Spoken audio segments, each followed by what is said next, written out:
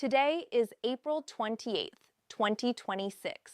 Two things happened at the exact same moment. Your CPP and OAS payments landed in your bank account, and the federal government tabled its spring economic update, a document packed with announcements that directly affect your pension, your grocery bill, your gas tank, your retirement savings, and your GIS. Most Canadians will hear the headlines and miss the details that actually matter to their monthly income. Tonight, every number gets broken down completely: what is confirmed, what it means for your finances, what the government is not emphasizing, and what the critics are saying that the official press release left out.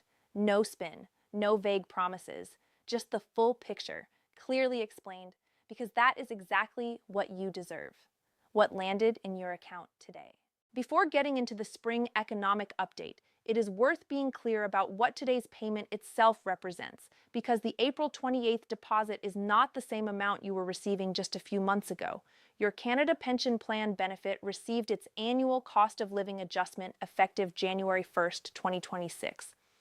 CPP benefits were confirmed to have increased by 2.0% for the year. That adjustment has been included in every payment since January, and today's April 28th deposit reflects it in full. If your CPP was $700 per month at the end of 2025, you are now receiving $714. If it was $900, you are receiving $918. If it was $1,100, you are receiving $120. The percentage is the same for everyone. The dollar amount scales with what you were already receiving. Your old age security payment also reflects the quarterly adjustment confirmed for the April to June 2026 quarter. The maximum monthly OAS for seniors aged 65 to 74 is $743.05. For seniors aged 75 and older, the maximum is $817.36, reflecting the permanent 10% enhancement introduced in July 2022 for that age group. OAS increased by 0.1% for this quarter, and over the past 12 months, it has increased by a total of 2.1%. These adjustments are automatic. No application is required. Now, on top of those regular payments, the Spring Economic Update tabled today adds a significant layer of new measures. Here is exactly what was announced and what it means for you. The Spring Economic Update. The headline numbers Finance Minister François-Philippe Champagne tabled the Spring Economic Update in the House of Commons today. The headline number is the federal deficit for the fiscal year just ended, April 2025 to March 2026, which came in significantly lower than projected. The fall budget had forecast a deficit of $78.3 billion. The government's own Fiscal Monitor data suggests the final deficit will land well below that original projection. The government attributed this improvement to two revenue sources: higher oil prices driven by global instability that boosted federal tax revenues from Canada's energy sector, and a Canadian economy that proved more resilient than many economists forecast, keeping employment and corporate tax revenues stronger than expected. This is the context in which the affordability measures announced today were framed. The government presented the improved fiscal position as creating room to deliver targeted relief to Canadians, including seniors, without abandoning its stated commitment to responsible fiscal management. What the critics say about that framing will be addressed shortly. First, the measures themselves. Measure 1, the federal fuel excise tax suspension. Effective April 20th, the government removed the federal excise tax on gasoline, diesel, and aviation fuel. That saves Canadians 10 cents per liter at the pump. The suspension runs through Labor Day, September 7th, 2026. The projected cost to the government is $2.4 billion, being funded in part by the higher oil revenue generated by elevated global energy prices. For a senior who drives regularly to medical appointments, grocery stores, family visits, that 10 cents per liter adds up meaningfully between now and September. A senior filling a 50-liter tank once a week saves $5 per fill-up, or approximately $100 over the full duration of the suspension. For those who drive more frequently or have larger vehicles, the savings are proportionally higher. This is real money, delivered at the pump automatically with no action required on your part. Measure 2, the GST and HST credit increase. In January, the government announced a 5-year boost to the goods and services tax credit, a 25% increase running from July 2026 through 2031. For a single senior with a net income of $25,000, the total benefit for the 2026 to 2027 benefit year is $950. This is automatic. No application is required. The CRA calculates the amount directly from your filed tax return and delivers it through the regular GST credit payment schedule. This is one of the clearest reasons why filing your 2025 income tax return before the April 30th deadline matters so directly. The GST credit enhancement, like GIS itself, is calculated from your filed return. If your return is not filed, the CRA cannot calculate your entitlement. April 30th, just 2 days from today, is the tax filing deadline for most Canadians. If you have not yet filed and you receive the GST credit, filing before that date ensures your enhanced amount is calculated correctly from the start of the new benefit year in July. Measure 3. The Canada Groceries and Essentials Benefit. A one-time top-up payment of $261 will be deposited directly into eligible Canadians' accounts on June 5, 2026, 6 weeks from today. This payment is automatic and requires no application. It will be delivered based on your eligibility as determined from your filed tax return. For a senior on a fixed income managing rising grocery costs, $267 represents a meaningful supplement at a time when food affordability remains a genuine concern for many households across Canada. Combined with the enhanced GST credit, eligible single seniors are looking at close to $1,200 in additional government support across the coming benefit year beyond their regular CPP, OAS, and GIS payments. The grocery benefit delivery date of June 5th is confirmed.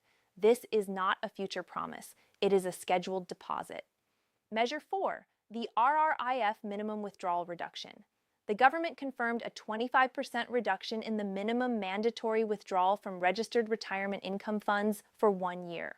For seniors who hold a RRIF and are required to draw down a fixed percentage of their fund annually, that required percentage is now lower for the 2026 calendar year. In practical terms, if your RRIF balance is $300,000 and your standard minimum withdrawal rate at your age would normally require you to take out $18,000 this year, the 25% reduction lowers that mandatory amount to approximately $13,500. You still have the option to withdraw more if you need the income for living expenses, but you are no longer forced to take out as much, which matters significantly in a year when market volatility has affected the value of many retirement investment accounts.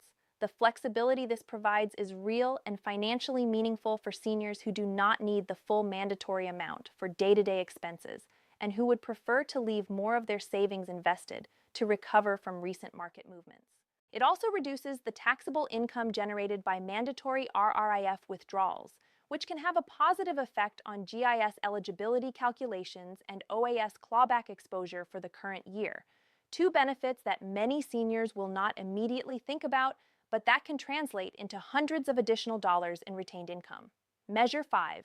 The Guaranteed Income Supplement Increase.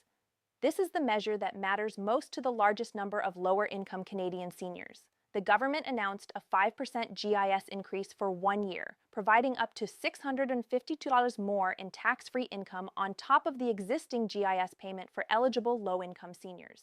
To put that in full context, the confirmed maximum monthly GIS for a single senior for the April to June 2026 quarter was already $1,985 per month. A 5% increase on top of that base adds approximately $99 per month, or roughly $650 across the relevant payment period for the year. That additional amount is entirely non-taxable, does not count as income for the purposes of OAS clawback calculations, and is delivered automatically to those already receiving GIS. For a single low-income senior receiving the maximum OAS of $743.05, the maximum GIS of $1,985, plus the 5% GIS enhancement, the combined monthly income from these two federal programs reaches approximately $2,127 per month, before any CPP they may also be entitled to. Over a full year, that represents over $30,900 in indexed federal retirement income, with the GIS portion entirely non-taxable. For seniors who have spent decades contributing to this country, this is income they have earned and are fully entitled to receive. The Canada Strong Fund, the biggest new announcement. The largest new structural announcement in today's Spring Economic Update is the Canada Strong Fund, Canada's first national sovereign wealth fund. The government will seed it with $25 billion over 3 years. It will operate as an arm's-length crown corporation managed by a chief executive officer and an independent board of directors. It will invest in strategic Canadian projects, including clean and conventional energy, critical minerals, agriculture, and major infrastructure alongside private sector partners.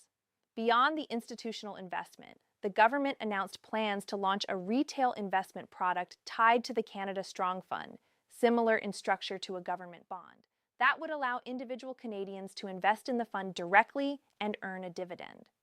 For a Canadian senior with savings in a TFSA or a non-registered account, this could eventually become a new domestic investment option, government-backed, focused on Canadian projects, and yielding a return. The comparison the government reached for is Norway's sovereign wealth fund, which has surpassed $2 trillion in assets and contributes to supporting that country's national pension system. The difference that independent economists are quick to highlight is significant and worth understanding clearly. Norway's fund was seeded from oil revenue surpluses accumulated over decades of fiscal discipline. Canada's proposed fund will be funded on debt, at a moment when the federal government is already running substantial annual deficits. That is not a minor distinction, and it is one that any senior considering this as a future investment vehicle should weigh carefully before drawing any direct comparison between the two models. The Canada Pension Plan Investment Board, which manages over $500 billion on behalf of 18 million Canadians, welcomed the announcement, but noted it had not been consulted in advance of today's tabling. Its leadership stated publicly that the key to long-term success for any public investment institution is a clear commercial mandate, strong governance, and genuine operational independence from political decision-making. Those are the right criteria. Whether the Canada Strong Fund will meet them depends entirely on the governance details that are still being developed. For any senior considering whether to eventually invest in the Canada Strong Fund retail product, no decision is required or even possible today.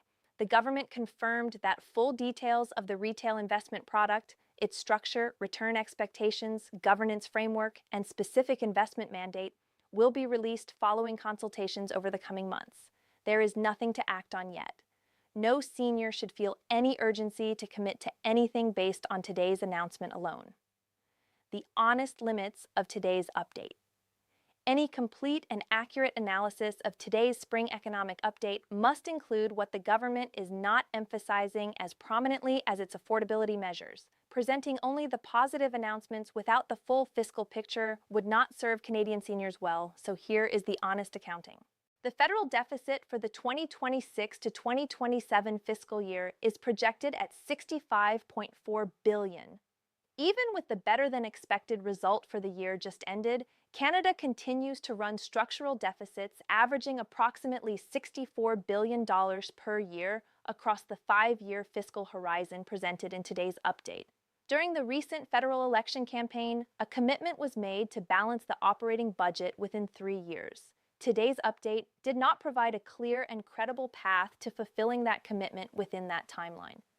Critics from multiple political directions noted this gap between the campaign promise and the fiscal trajectory on the page.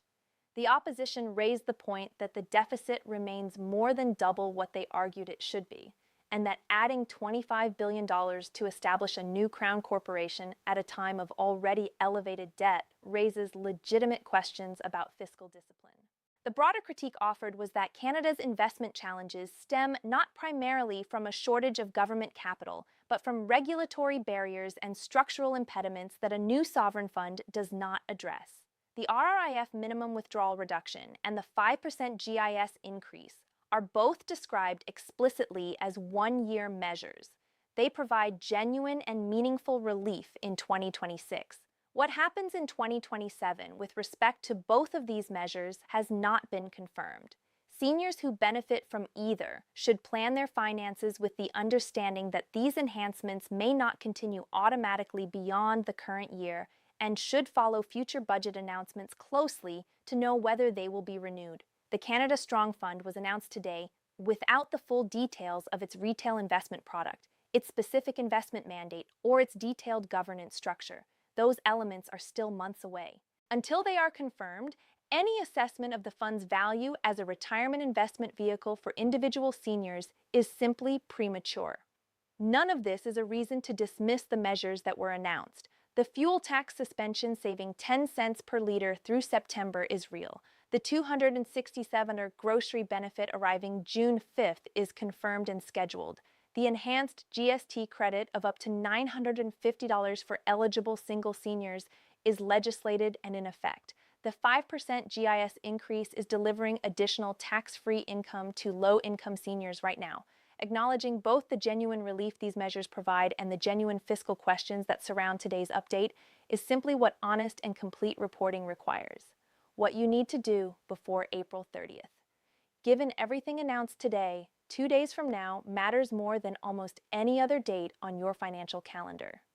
April 30th, 2026 is the income tax filing deadline for most Canadians. Every benefit discussed in this update, the enhanced GST credit, the Canada Groceries and Essentials benefit, and most critically your GIS, depends on your filed 2025 tax return being received and processed by the CRA. If you do not file by April 30th, your GIS payments could be suspended starting July 2026, not reduced, suspended entirely. For a senior receiving the maximum GIS, that is nearly $2,000 per month disappearing without warning. Retroactive GIS is capped at 11 months of back payments. Any gap longer than that represents income that is permanently and irreversibly lost, regardless of your entitlement.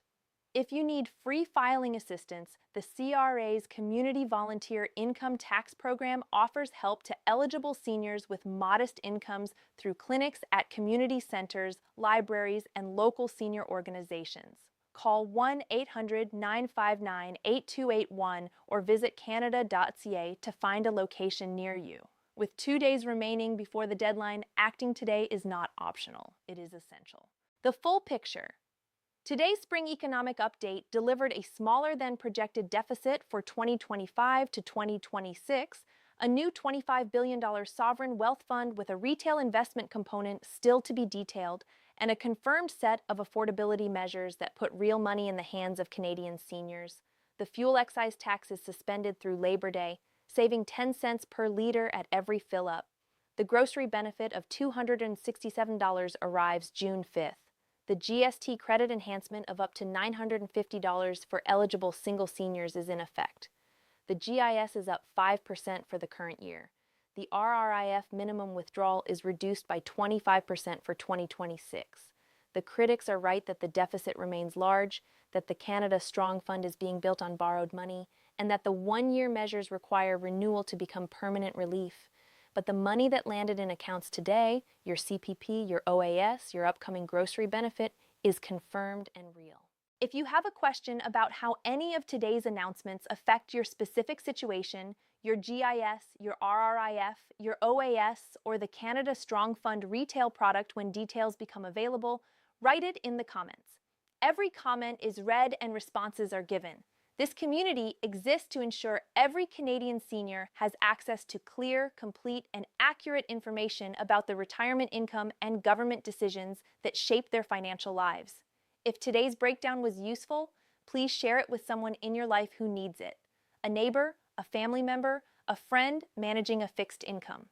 The difference between knowing these details and not knowing them is often measured in hundreds or thousands of dollars each year. Subscribe to receive clear, plain language updates every time something important changes with CPP, OAS, GIS, federal budgets, or any other program that affects your retirement income. When changes happen, you deserve to hear about them accurately, completely, and without the spin. Retirement Rights Canada.